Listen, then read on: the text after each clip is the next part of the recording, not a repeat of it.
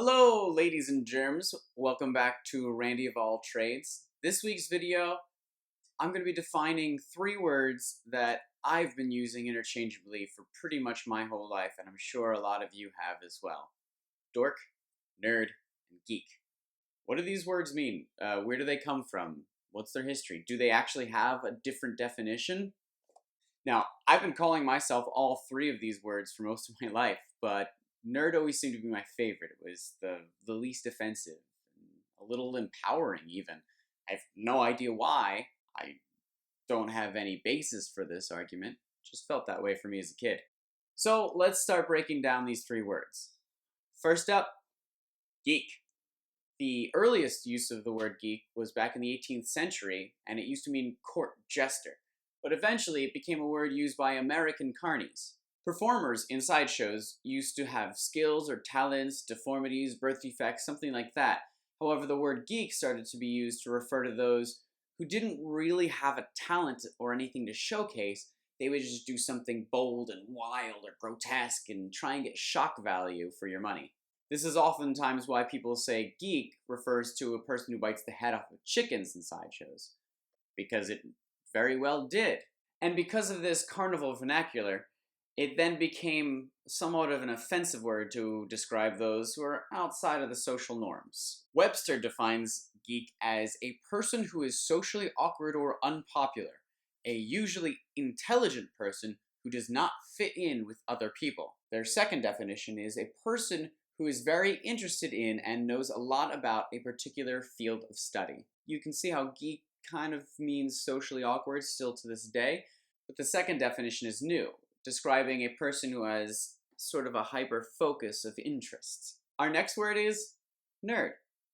The first time this word ever popped up was actually in Dr. Seuss's If I Ran the Zoo in 1950. It was just a nonsense word, like half of all of Dr. Seuss's words tend to be. But about a year later, it popped up in a Newsweek article saying it was a slang term that teenagers were using to describe uncool or unpopular people. You know, squares.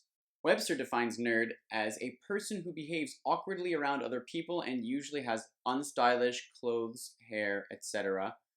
Or a second definition is a person who is very interested in technical subjects, computers, etc. So again, we have a description of someone who's awkward or outside of social normalcy. But a new thing that Webster does in this definition is identify the hyper-focus, which specifically is technology or computers. Some people consider this an adulteration of the word nert, N-E-R-T, which actually means stupid or crazy people, despite Webster saying intelligent.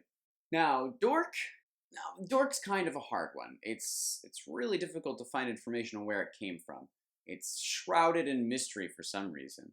A quick Google definition is a person who behaves awkwardly around other people and usually has unstylish clothes, hair, etc. Now that's almost the definition for nerd from Merriam-Webster, verbatim. I think Google's just defining dork as geek. There is a theory that the word dork is actually a combination of two words, dirk, D-I-R-K, which is a Scottish thrusting dagger, and let's just say another D word that's known for its thrusting, if you catch my drift. And from there you can see how people in modern North America started using it to describe genitalia, even though it has nothing to do with genitalia. Or whales. I guess if I were tasked with the duty of trying to partition these words off into three separate words, I guess I would define dork as more of the socially awkward one outside of norms. I would make geek more of the super fan with that hyper focus in one area of interest, and I guess I'd make nerd kind of that intellectual one. So after doing the research for this video, I guess I'd have to say I'm more of a geek, though I still like nerd the best. However, let's be honest, I'm probably still going to use them interchangeably.